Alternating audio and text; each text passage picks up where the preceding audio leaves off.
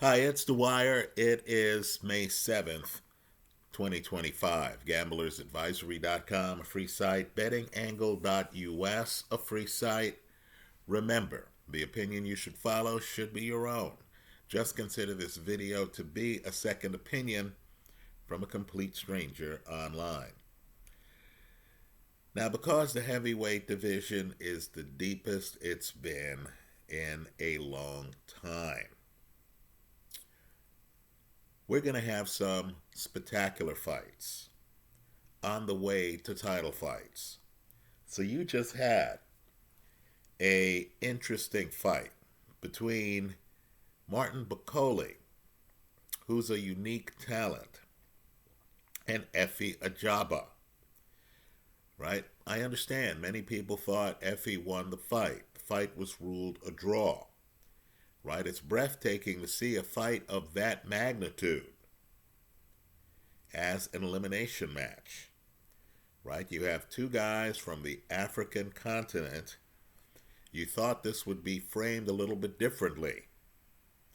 Instead, it's on one of these mega cards, right? And you understood that it had consequences regarding who gets a shot at the title.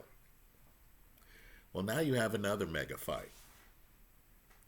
I would argue that in the heavyweight division, the two guys with the best legs are Yui Fury and Frank Sanchez. Now, when we last saw Frank Sanchez, and I understand he's had a fight since then, but Frank was getting mauled by Ajit Kabayel. It looked like Kabayel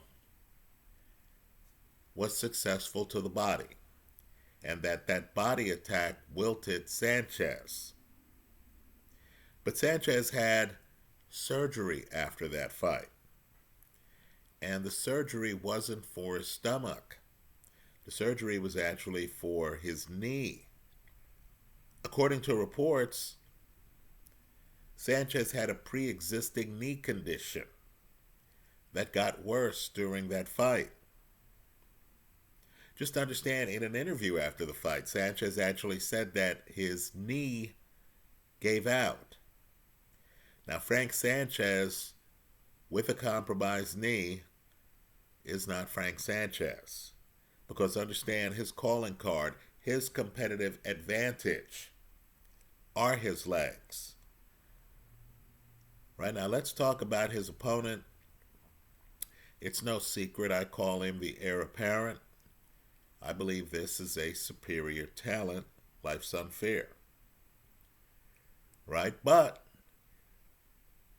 we're noticing some challenges that Filip Hrgovic faces. Right? One of them is his skin. Right? Let me point out, you have another fighter who's talented, whose skin marks up, Dmitry Bivol.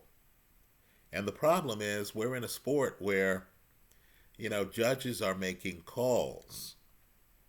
And if I'm judging around and I see that your eye has gotten extremely red, or worse yet, you have the kind of face where after getting hit in the eye a few times, it puffs up visibly.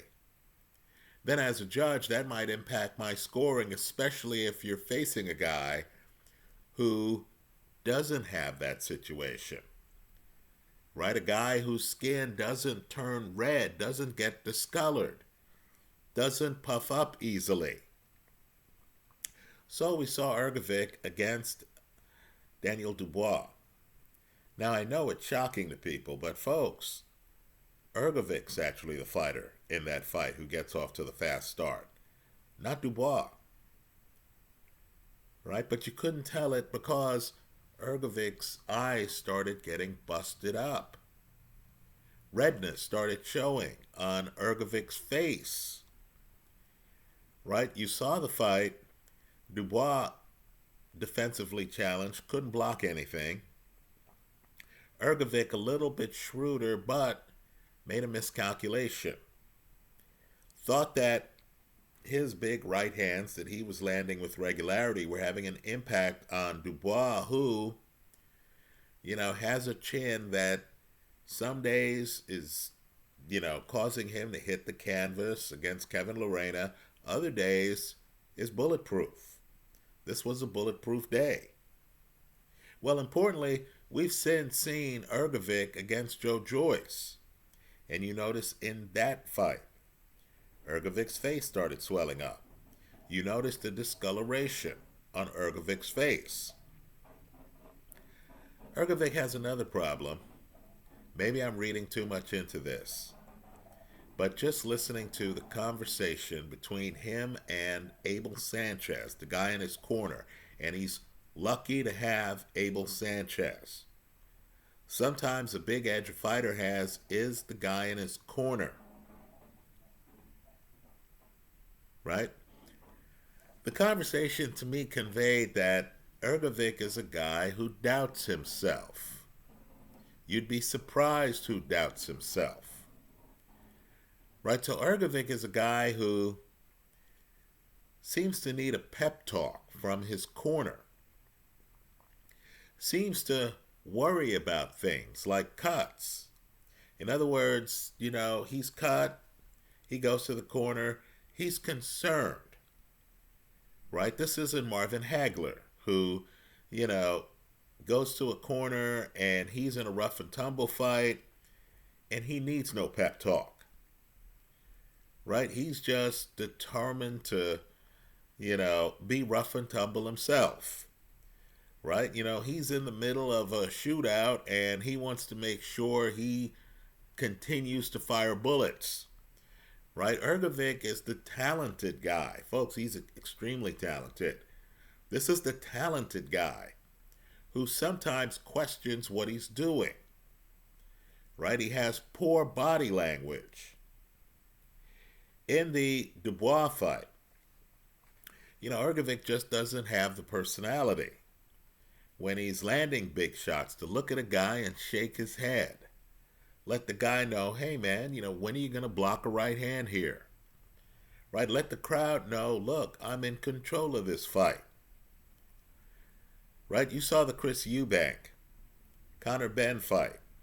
And there are moments in that fight where Eubank leans over and is talking to Conor Benn. And watching the telecast, you knew Eubank wasn't saying, hey, how's the family? You understood Eubank thought he was in control and was saying, look, son, you're in the wrong place. Right? You're not winning this. This is my house. Whatever the trash talk. Right? Is that all you got? Whatever the trash talk. You understood. Eubank thought he was on top. Eubank was letting his opponent know. Right? When Eubank went to his corner, you didn't get the feeling he needed a pep talk from his trainer. So let's just say this fight's interesting.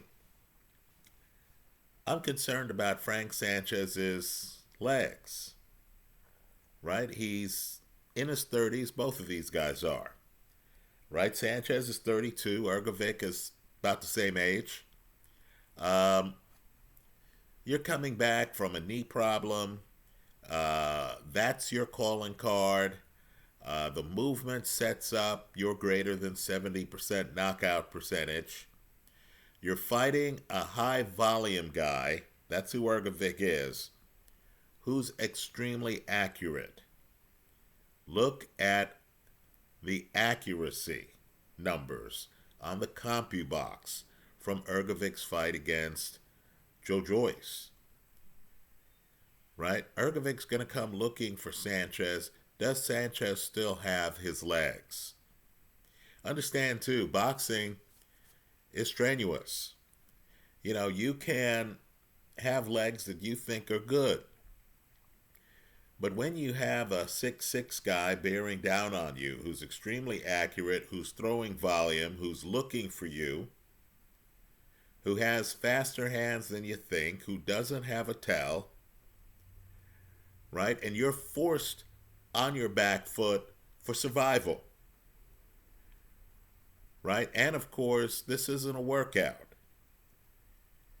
Your body, you're moving in ways to stay away from punches.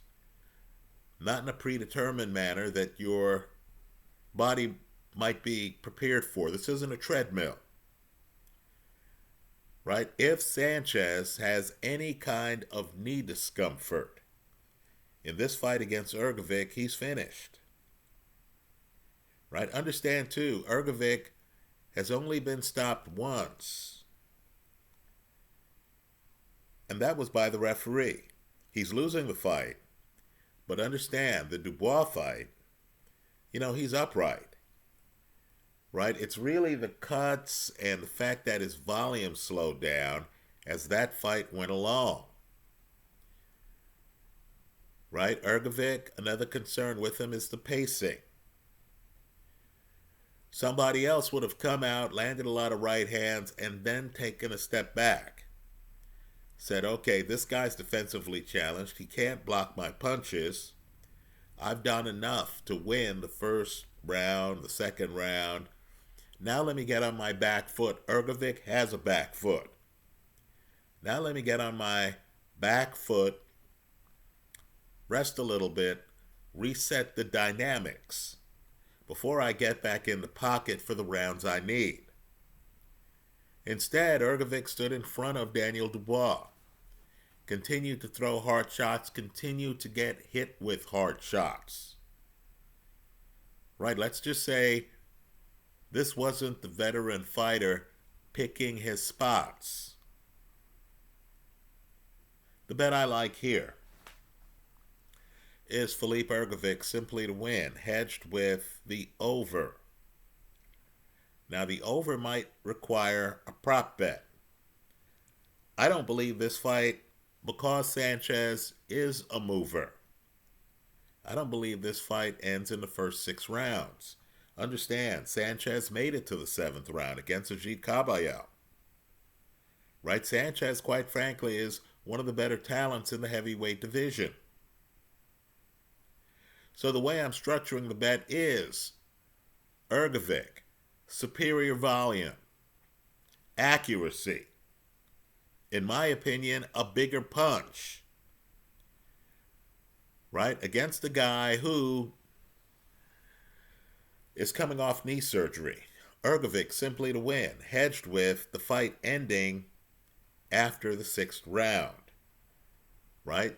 You could do that by getting an over and then buying rounds. You can simply do that, if your casino allows, off prop bets, where you say this fight's going to end in rounds 7 to 12, and I'll take Hrgovic by decision, right? In addition to, Hrgovic simply to win. But understand, the hedge is simply that the fight wins after the end of the 6th round, right? Look at your prop bets, figure out a way to get there. But I need for everyone here to understand the risk involved. If Sanchez, who does have better legs than Hrgovic, let me point out, in the heavyweight division, folks, in my opinion, this is one of the few guys with better legs than Hrgovic. I'll give Usyk credit on better legs as well. But understand, there are not many in the heavyweight division with better legs than Filip Hrgovic. Just understand, I consider Hrgovic to be a superior talent, right? I believe Frank Sanchez is going to prolong this fight. The risk involved is if Sanchez gets the stoppage in the first 6 rounds. Filip Hrgovic got dropped early by Zhilei Zhang.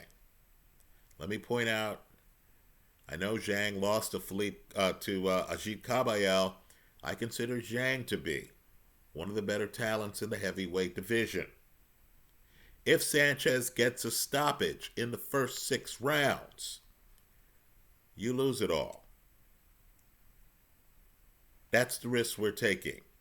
So the bet I like is Filip Hrgovic simply to win, hedged with the fight making it past the end of the 6th round. Right? Take a look at the over-under. It should be reasonably priced as Kabayel stop Sanchez in the 7th round. Right? Also, of course, Hrgovic didn't make it to the later rounds against Daniel Dubois. So I like Hrgovic to win. I believe that's the likeliest outcome. I'm also going to find a way to bet this fight ending in the second half of the fight. Understand the beauty of the structuring of the play.